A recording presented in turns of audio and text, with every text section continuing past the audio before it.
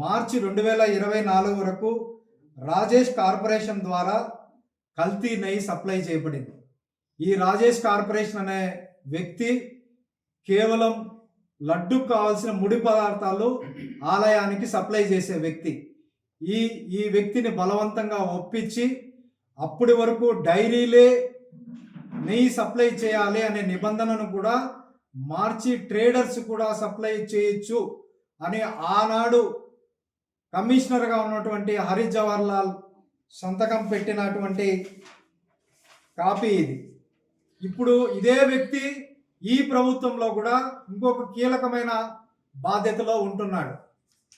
మరి అధికారులు కింది స్థాయిలో రిపోర్టు పంపివంటే తప్పు చేసిన వ్యక్తి ఇంకొక ఉన్నత స్థాయిలో ఉన్నప్పుడు రిపోర్టు కరెక్ట్గా రాదు.